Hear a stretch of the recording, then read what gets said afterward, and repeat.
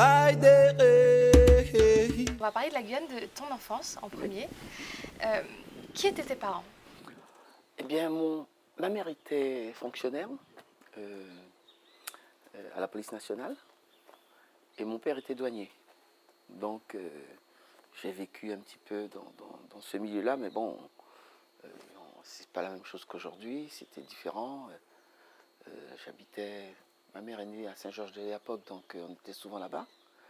Moi, je suis né à Cayenne, on avait notre maison à Cayenne. Et mon enfance s'est faite comme ça, on va dire à la campagne et en ville. Donc, je ne veux pas dire que j'ai eu une enfance malheureuse, bien au contraire, c'était assez sympa. On n'avait pas les turbulences d'aujourd'hui. D'abord, la population n'était pas aussi importante, c'est normal. Et puis bon, il n'y avait pas ce développement que l'on connaît. Il n'y avait pas la haute technologie, Internet, le téléphone. Non, il n'y avait pas tout ça. Qu'est-ce qui vous inspirait quand vous étiez enfant? En fait, on n'avait pas trop le choix. Hein. Il n'y avait pas beaucoup d'amusement. Hein. C'était aller à l'école et c'est travailler le plus longtemps possible parce que c'est ce qu'on nous demandait. Et puis aller au théâtre, parfois au cinéma. Au cinéma parce qu'il y avait de bonnes notes. C'était souvent la condition. Hein. Au théâtre parce que à l'école déjà, on nous initiait un petit peu à cela. Je me demande d'ailleurs si c'est pas à cause de ça que j'ai fait la radio. Je suis devenu journaliste en tout cas. Et puis il y avait surtout, j'étais louveteau, voilà. Quel était votre regard sur la Guyane lors de vos 20 ans? Comment était la Guyane à cette époque? Lors de mes 20 ans, en fait, j'étais déjà en métropole. Je suis parti en 1963 avec ma mère qui était fonctionnaire. À l'époque, lorsqu'ils étaient en congé, ils appelaient les congés administratifs, aujourd'hui on appelle ça les congés bonifiés, je crois.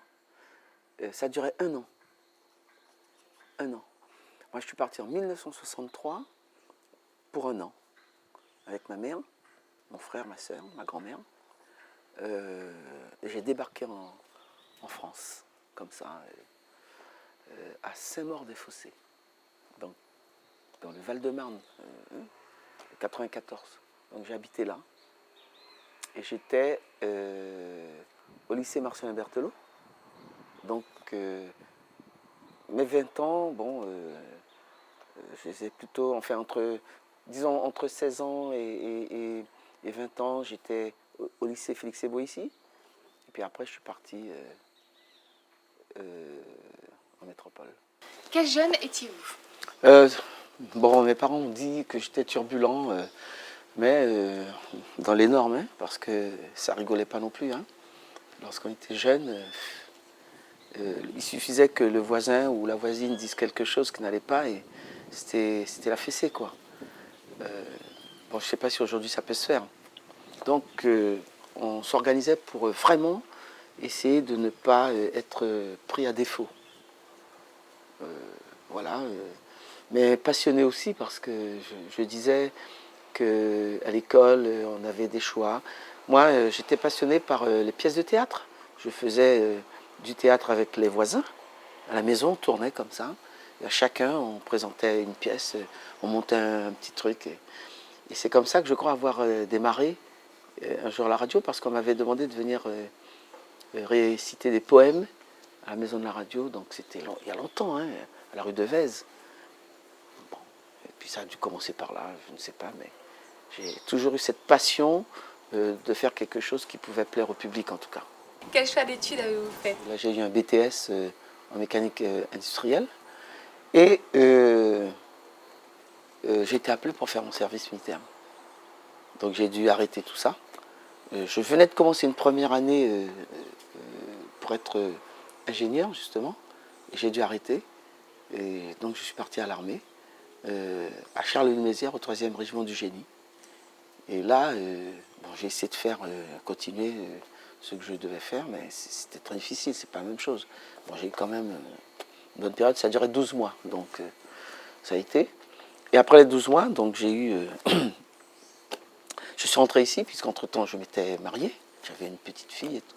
Je suis rentré ici et j'ai posé ma candidature à droite et à gauche. Et il y avait une ouverture à la radio, à cette époque-là, où là j'ai posé aussi ma candidature. Et finalement, je suis parti vers cette filière-là, en faisant des tests, et je suis rentré en 73, à la fin de l'ORTF. Est-ce que vous avez eu un démon de midi? Quand je suis arrivé en 73, j'avais déjà plein d'idées dans la tête, mais vraiment. Quand je fais le décompte, je fais le bilan aujourd'hui, je me rends compte que j'ai fait la moitié de mon temps en métropole et la moitié de mon temps en Guyane. Donc ça m'a permis vraisemblablement de me développer intellectuellement et faire beaucoup de choses. Je n'ai pas eu cette envie-là lorsque je suis arrivé en 73 parce que plein de choses se présentaient à moi. Surtout après l'ORTF, puisqu'après c'est devenu autre chose, je ne me rappelle plus, c'était France 3, voilà. Et donc c'était une chance pour moi de pouvoir m'injecter dans l'audiovisuel en passant des tests ou des concours. Donc c'est ce qui s'est passé. Alors j'ai commencé d'abord par être animateur. On m'avait nommé régisseur de production, donc je ne savais pas trop ce que c'était, mais bon, à force de prendre des informations, j'ai eu la chance d'ailleurs de faire des stages là-dedans, donc et je suis parti. Et j'ai commencé aussi à écrire, c'est-à-dire à écrire des projets, des missions, des choses comme ça. Je pense que j'étais peut-être né pour faire ça. Donc ça a été très facile pour moi d'intégrer ce milieu-là, quel que soit radio ou télévision. J'ai commencé par la radio, j'ai fait un peu de presse écrite parce qu'au début de France Guyane, j'ai écrit aussi dans ce quotidien, mais j'étais plus vers l'image, le son, et pendant, je vais dire, 3 ans, j'ai fait la radio à 200%, sinon plus. Et puis après, j'ai commencé à m'intéresser à la télévision. Vous nous avez expliqué que vous avez fait donc la moitié de votre carrière en France, enfin dans l'Hexagone. Oui, j'ai vécu beaucoup. Voilà, et moitié en Guyane. Oui. Quel regard portez-vous sur la Guyane aujourd'hui, justement, fort de cette double expérience? Mais moi, je trouve que j'ai vraiment la chance de voir les choses évoluer. Aujourd'hui, on parle par exemple de Guyane base avancée. Quand j'entends les gens dire pas rien, ça ne marche pas, moi je dis non. Je dis non, c'est pas possible. La Guyane a grandi à son rythme, au rythme de l'évolution technologique, au rythme de beaucoup de choses pour les sports, au rythme des résultats sportifs. Et dans un autre domaine, moi j'allais à Regina sur une route en latérite. Hein. J'allais à Saint-Laurent sur une route en latérite. Moi j'ai vu le trophée du littoral à Regina sur une route en latérite. J'allais à Mana, il fallait prendre le bac. J'allais à Kourou, il fallait prendre le bac. J'allais à Macoria, il fallait prendre le bac. J'allais à Roura, il fallait prendre le bac. Et quand les heures du bac étaient passées, on prenait le canot. Donc moi j'ai eu cette chance-là. J'allais à Saint-Georges-de-l'Oyapock, puisque je disais que ma mère est originaire de Saint-Georges. Bon, on ne connaissait pas Oyapoké, mais on disait Oyapock. Ben, on prenait le canot, il n'y avait pas de pont. Et encore même s'il y a le pont là, il ne tourne toujours pas. Donc j'ai vu tous ces changements.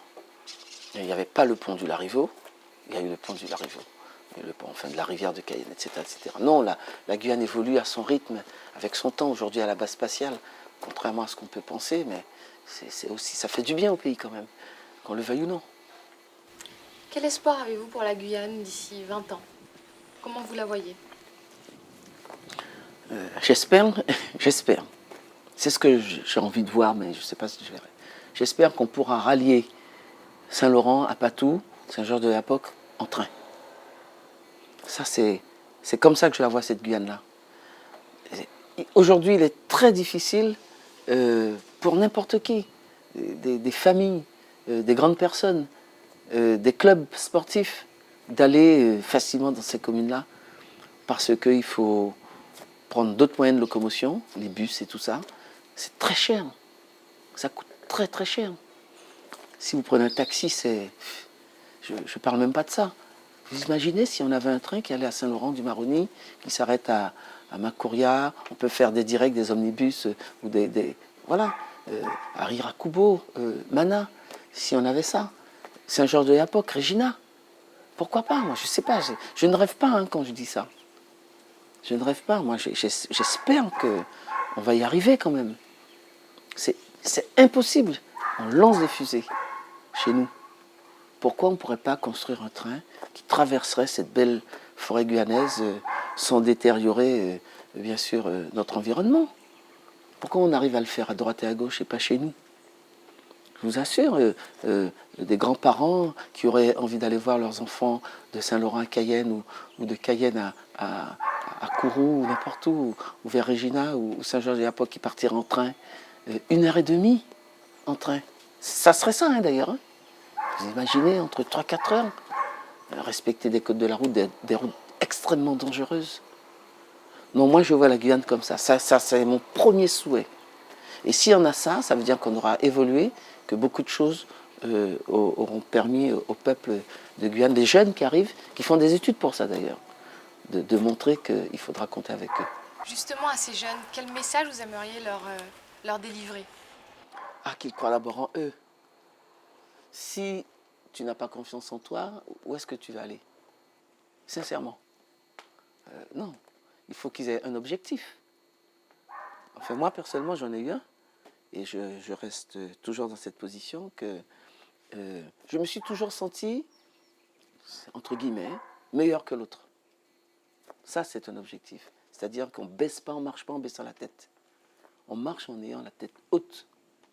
On va tout droit, on a des objectifs, on les écrit, on les propose, on les défend. Moi, c'est cette jeunesse-là que j'ai envie. Des jeunes qui viennent avec des projets. Je sais que c'est difficile, hein. Ils ont des diplômes et malgré ça, on les repousse pour mettre d'autres personnes qui peut-être n'ont pas les diplômes. On dit, vous êtes trop diplômés. Moi, j'ai des enfants hein, qui font des études hein, et qui travaillent aussi. Hein. Moi, ça me ferait de la peine hein, de voir que parce qu'ils ont des diplômes, qu'ils aillent s'inscrire dans une administration, parce que c'est comme ça, et qu'on leur dit, vous êtes trop diplômés. Trop diplômé, pourquoi? Qu'est-ce que ça veut dire d'être trop diplômé? Heureusement qu'on est diplômé. Si on nous demande justement d'aller le plus loin possible, c'est parce que on a besoin, et puis si on a la capacité intellectuelle de le faire, il faut y aller. Pourquoi on ne pourrait pas être préfet tout en étant guyanais dans son pays? On le voit ailleurs. La Guadeloupe a eu une préfète. Pourquoi nous, on ne pourrait pas avoir un préfet guyanais? Pourquoi on ne pourrait pas avoir autre chose? Donc moi, il faut que ces jeunes-là aient confiance en eux. Je pense qu'il y en a beaucoup maintenant qui s'imposent, heureusement. Et il faut que les anciens, entre guillemets, puissent les accompagner aussi. Surtout les accepter. Ça, c'est pas évident. Il suffit de voir ce qui se passe hein, aujourd'hui, à la veille de l'Assemblée unique. Hein, c'est très, très, très difficile. Très, très, très difficile. S'il fallait que je m'exprime là-dessus, je ne fais pas de politique, hein, mais franchement, ça serait une catastrophe. Si on ne loupe pas cette ouverture qui est l'Assemblée, quelle qu'elle soit, hein, moi je ne suis pas pour l'histoire des partis, il faut des hommes et des femmes. Aujourd'hui, on demande la parité homme-femme, et bien, il faut aller dans ce sens-là. Il y a plein de femmes qui ont des diplômes, qui malheureusement ne s'expriment pas, ils sont obligés de repartir. La fuite des cerveaux, vous savez ce que c'est? Il y a plein de Guyanais qui repartent parce qu'on ne leur donne pas du travail chez eux. Alors qu'il y a du boulot. Non, non, non, non. Moi, il faut que ça change. J'espère que ceux qui arrivent feront le nécessaire et que dans 30-40 ans, effectivement, la population va doubler. On parle de Saint-Laurent-du-Maroni. Elle risque effectivement de passer à 100 000 habitants d'ici 2030. Ça serait dire qu'elle serait plus peuplée que Cayenne. Je ne vais pas dire c'est inadmissible, mais c'est ce qui se prépare là. Allez à Saint-Laurent-du-Maroni, quand il y a des grands spectacles, regardez les jeunes. Plus de 50% de la population n'a peut-être pas 20 ans. Alors, allez voir si ça se développe dans le reste de la commune, du département. Non, non, il faut vraiment réfléchir. Hein. J'espère qu'on va laisser la place à ces gens-là, à ces jeunes-là. La mienne, s'ils veulent, ils peuvent aussi se battre pour l'avoir. Hein. Il n'y a aucun problème. Mais il faut qu'ils s'investissent, qu'ils se disent « je suis capable de faire ça ». et même s'ils ne sont pas capables, de montrer qu'ils ont la possibilité d'y aller, d'y arriver. C'est clair. En tout cas, si je n'avais pas cet état d'esprit-là, je ne serais sûrement pas où je suis aujourd'hui. Merci beaucoup José Blaisès pour ce témoignage par la torche de résine. Merci. Long like